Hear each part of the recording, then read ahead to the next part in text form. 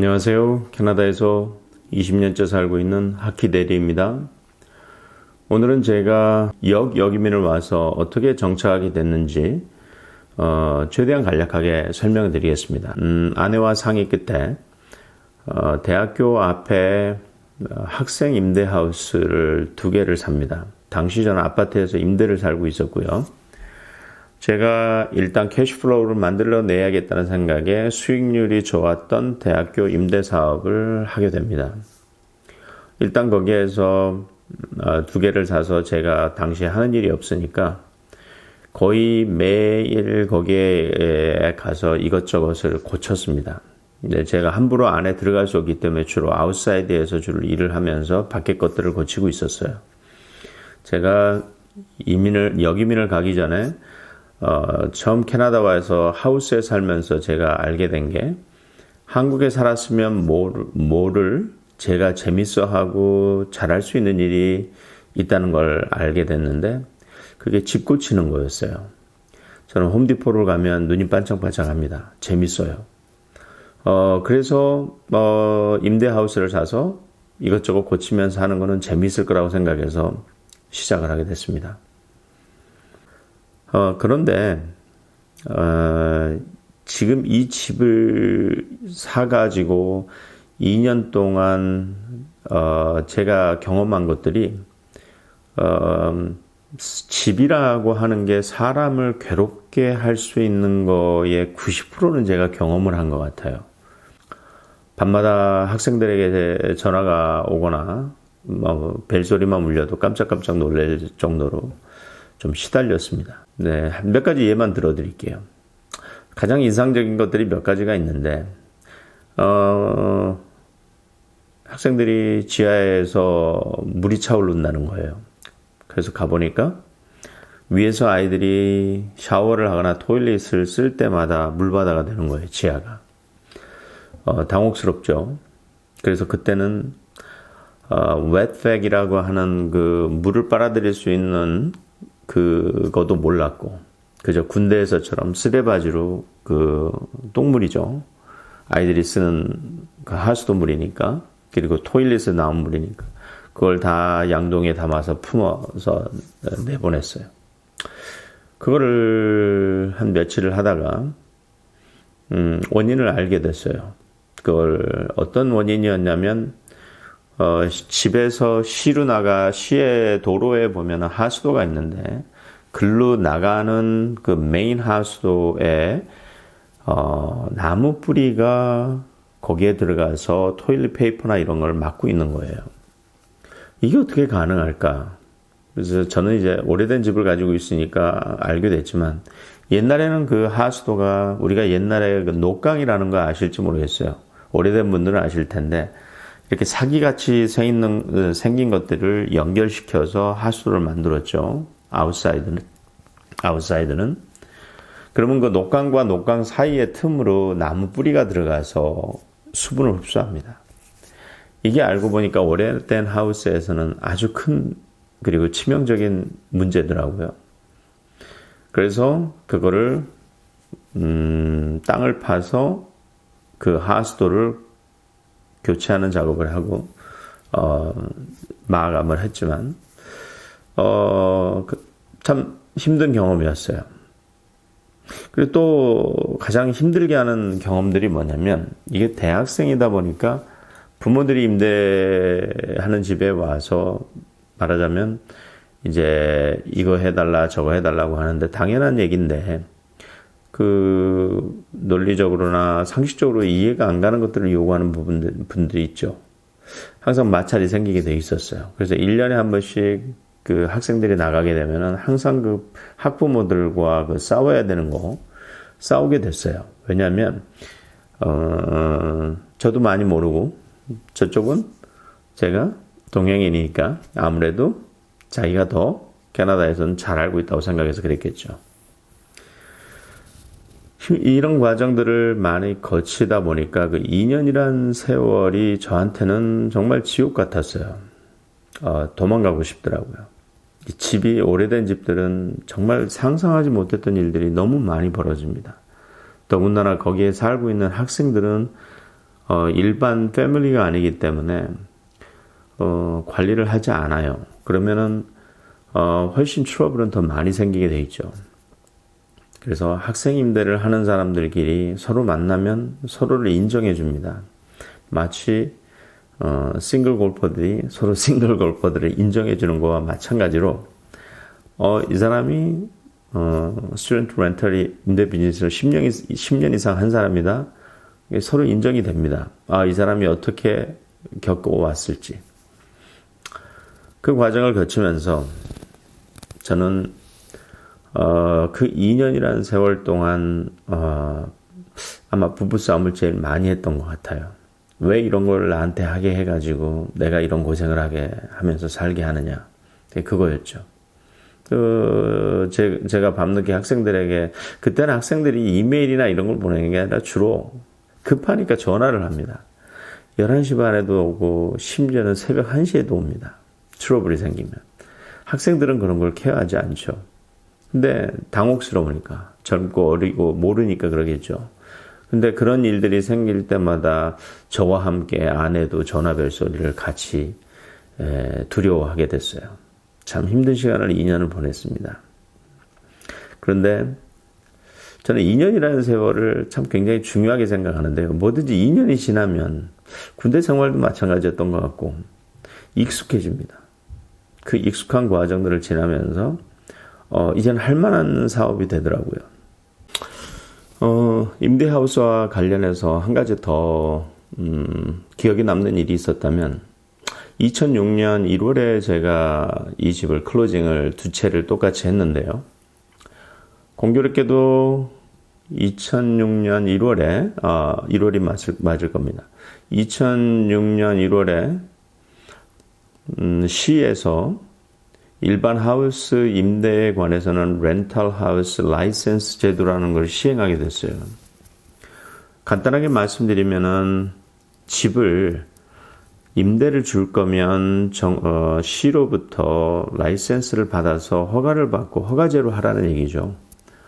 문제는 허가 신청하고 돈 1년에 50불 내고 이게 어려운 게 아니라 임대하우스, 렌탈 하우징 라이센스의 라이센스를 받기 위해서 소방검사를 받아야 됐어요. 이게 굉장히 피곤하고 힘든 일이었어요. 그 요구 조건을 맞춰야 되기 때문에. 제가 아마도 이 학생 임대 하우스를 그때 당시에 이렇게 한꺼번에 두 개를 지금 생각해 보면 제가 럭키한 거죠. 지금 제가 16년째 가지고 있는데 공실이 단 하루도 없었어요.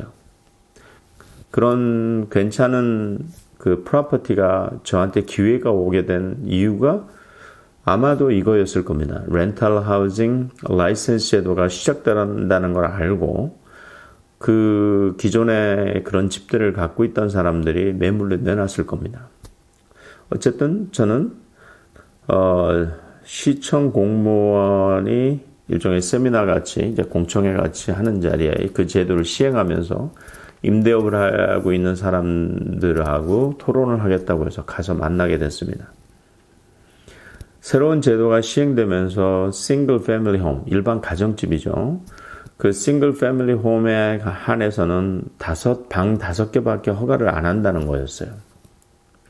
그런데 저는 이미 집 한 채가 7명의 학생이 살고 있었고 또 한 집은 6명의 학생들이 살고 있었어요. 그래서 저는 그 공청회가 끝나고 개인적으로 그 시청 소방 공무원에게 가서 이렇게 얘기를 했습니다. 나뿐만 아니라 이전에 이 집을 방 6개, 7개의 집으로 사서 5명의 학생에밖에 임대를 줄 수 없다면 그 손실은 고스란히 투자자한테 돌아가는 게 아니냐. 이건 언페어하지 않느냐. 모든 게 시행될 때 그 이전에 존재하던 것들은 존중해줘야 되는 거 아니냐. 그 grandfather law라고 하는 그런 것, 부동산에 적용되는 그런 법처럼 그런 게 적용이 돼야 되지 않느냐라고 요청을 했죠. 그런데 여기 공무원들 참 특이합니다. 저는 사실 컴플레인 정도? 좀 억울한 마음을 좀 전하려고 가서 얘기를 한 건데 연락이 왔어요. 그 공무원이. 너처럼 그런 사례는 네가 그거를 방이 7개, 6개였던 거를 증명할 수 있다면 아마도 라이센스가 방 6개, 7개로 나올 가능성이 있다라고 얘기를 들었습니다. 나중에 시간이 지나고 난 다음에 지금 법이 그렇게 적용이 돼 있어요.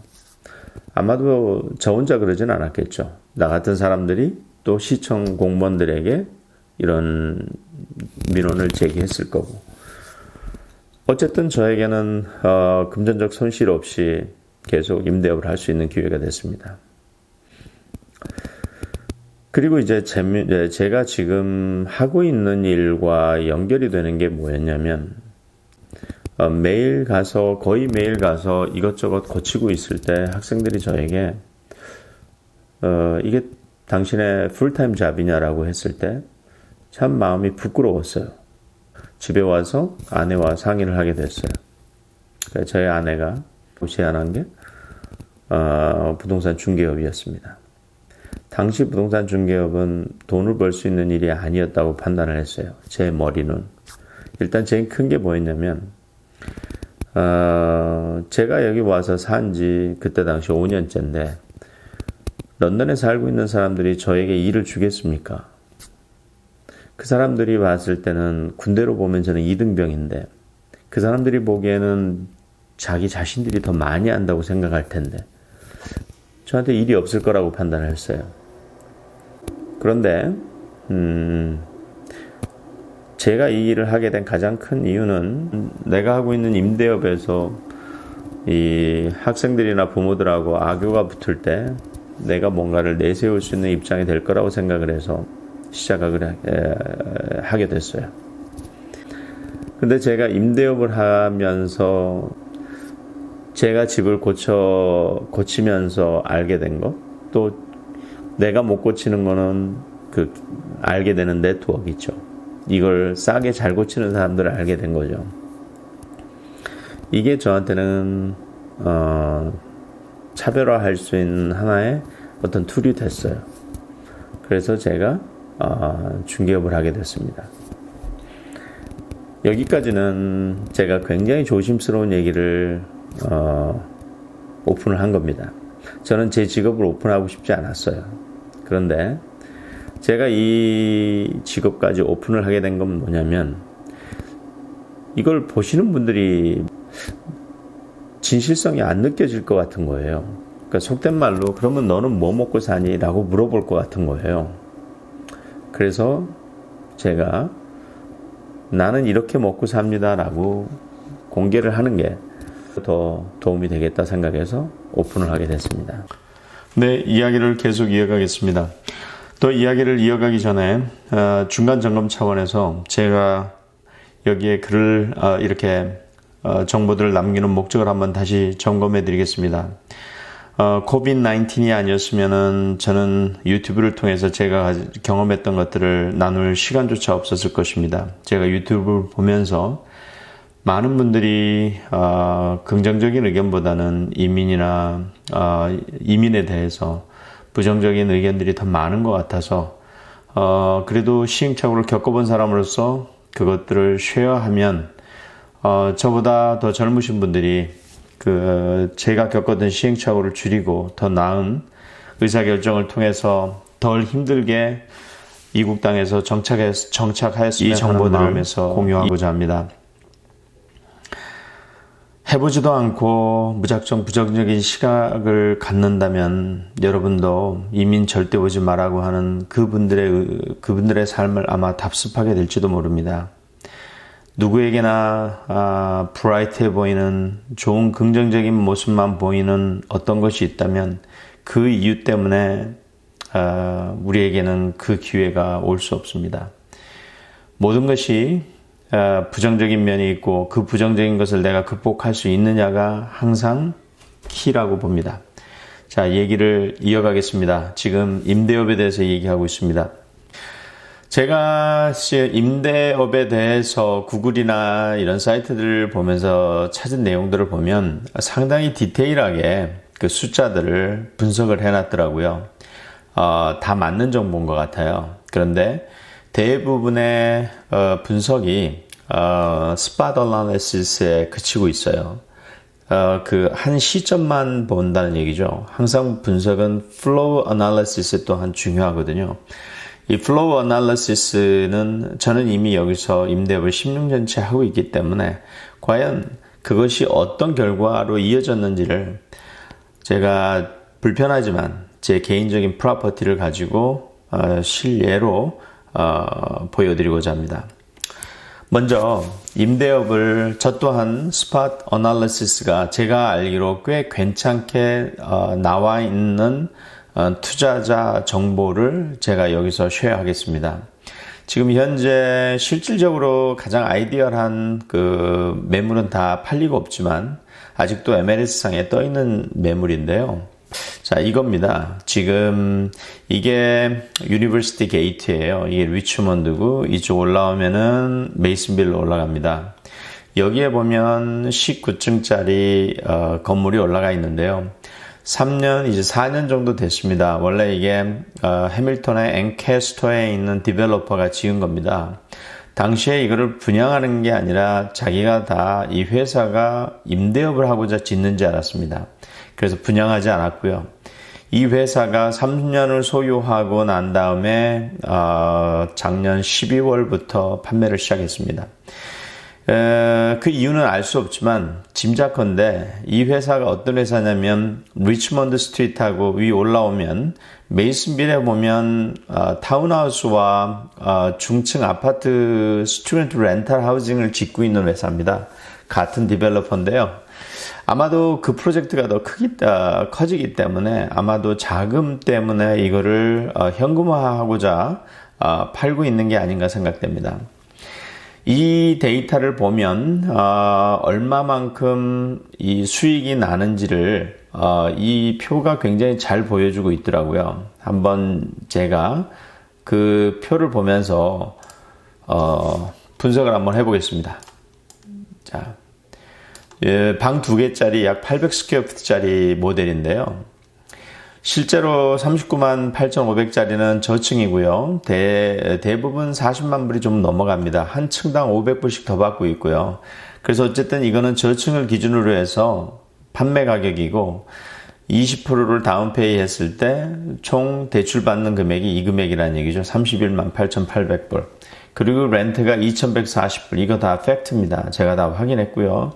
그리고 모기지 페이먼트는 지금은 이거보다 더 낮아졌습니다. 이자가 이때 했던 것보다 좀 더 낮아졌기 때문에 이거보다 비용이 더 적게 듭니다.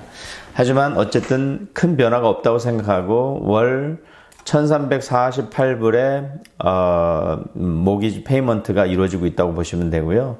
그리고 콘도피, 이거는 콘도피라는 거는 관리비를 얘기하는 겁니다. 이게 하이라이즈이기 때문에 그 관리비를 같이 공유하는데 월 276불을 내고 있다는 거고요. 프로퍼티 텍스도 2018년 거를 기준으로 해서 12분의 1을 월별로 나눈 겁니다. 그래서 총 비용이 1812불, 캐시플로우로 내가 받게 되는 돈이라고 생각하시면 되는데 약 300불입니다.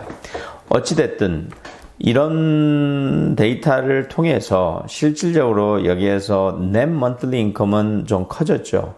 그 이유는 뭐냐면 내가 내는 1348불 중에 원금 부분이 588불이라는 거죠. 이게 맞는 분석이죠. 내 손에 쥐지는 못하지만 이거는 달달이 내가 원금을 내고 있기 때문에 내 수익이라고 봐야 됩니다. 그래서 총 수익이 872불이 되고 이것을 annually 곱하기 12를 하면 이 금액이 돼서 월 13, 내가 투자한 79,700불에 700불을 기준으로 봤을 때 13%의 수익이 난다는 겁니다. 이게 런던에서 제가 이걸 못 보여드렸네요. 13%의 수익이 난다는 겁니다. 이게 런던에서 아주 티피컬한 숫자인 것 같아요. 만약에 이 프로퍼티를 모기지를 안 받고 그냥 모기지를 안 받고 현금으로 투자했다면 제 계산으로 수익률이 4.9%가 나옵니다. 4.9%. 그런데 왜 13%가 나오냐면 그만큼 지금 이자율이 이자가 낮기 때문에 그렇습니다. 그래서 어쨌든 인컴 프로퍼티는 현금으로 사서 그걸 생활비로 쓰려고 하는 사람한테는 좋은 투자가 절대 아닙니다. 이런 식으로 내가 잊고 있어야 돼요. 내가 테넌트가 월 내 모기지 그거를 내주고 있다라고 생각하고 그냥 그게 묻어가게 내버려 둬야 좋은 투자가 됩니다. 그렇게 됐을 때 지금 스팟 어널리시스로 봤을 때는 이 정도의 수익이 나오지만 실제로 이게 플로우 개념으로 가게 되면 다른 얘기가 되죠. 일단은 그걸로 넘어가기 전에 지금 이 계산이 나온 프로퍼티에 어떤 프로퍼티인가를 먼저 좀 보여드리려고 하는데요. 이제 실물입니다. 이 안에 들어가면은 러비가 이런 모양으로 되어 있고요. 여기는 무비 시애터, 같이 영화 볼 수 있는 공간이고, 이거는 같이 당구나 탁구를 할 수 있고 오락실입니다. 자체 짐이 있습니다. 학생들에게는 정말 기숙사보다도 더 좋은 시설입니다. 여기는 요가하는 곳이고요. 여기는 사우나입니다. 그리고 이거는 핫탑. 학생들이 같이 여기서 또 이 안에 들어가면 파티룸이 있습니다. 예약을 해서 파티도 할 수 있고요.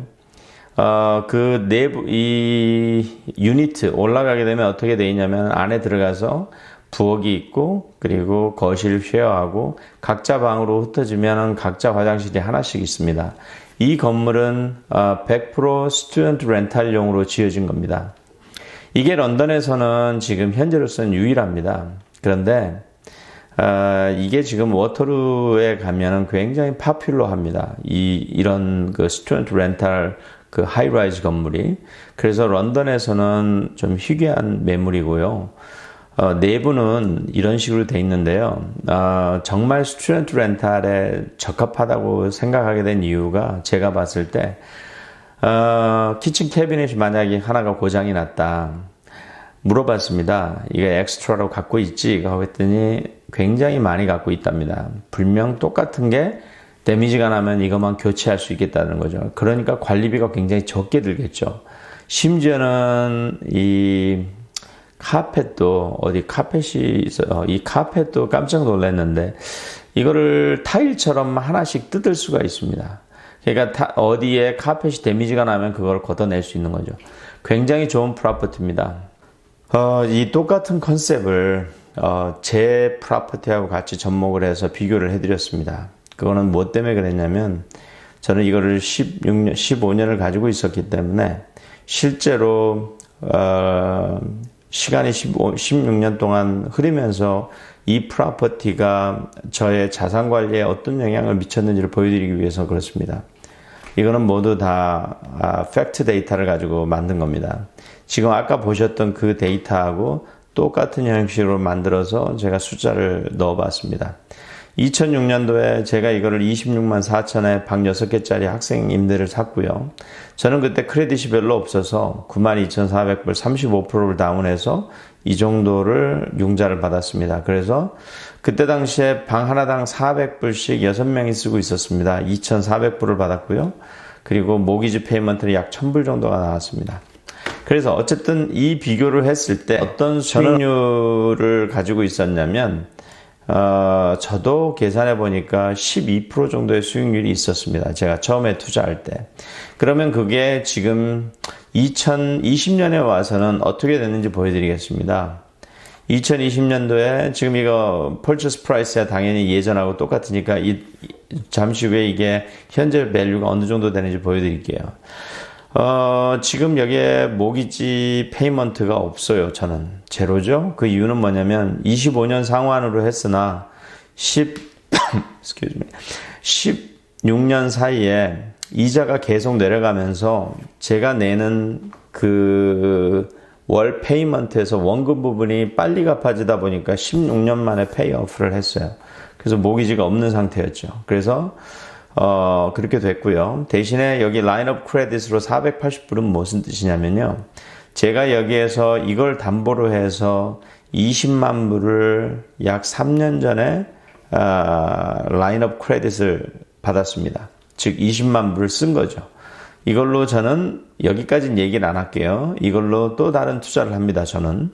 그래서 제가 이거를 보여드리는 이유는 뭐냐면 실제로 시간이 지나가면 이런 것들이 나에게 어떻게 내가 자산을 불리고 운영할 수 있는지의 메커니즘을 보여드리기 위해서 제 프라이빗한 것까지 공개를 한 겁니다. 자, 제가 이거는 다 사실적인 데이터를 가지고 입력을 했습니다. 지금 현재 제가 그 20만 불을 뺏어서 이자를 480 내고 있는데도 지금 저에게는 monthly 1600불 정도, 거의 16년 전에 비하면 2배의 인컴이 여기서 프로퍼티가 만들어지고 있는 겁니다. 자, 제가 장시간 설명을 드렸는데요. 임대업을 하면서 제가 느낀 거는 뭐냐면, 임대업을 하면서 내가 거기에서 나오는 수익으로 생활비를 보태 쓰겠다라는 마인드로 시작하면 임대업은 좋은 투자처가 아닙니다.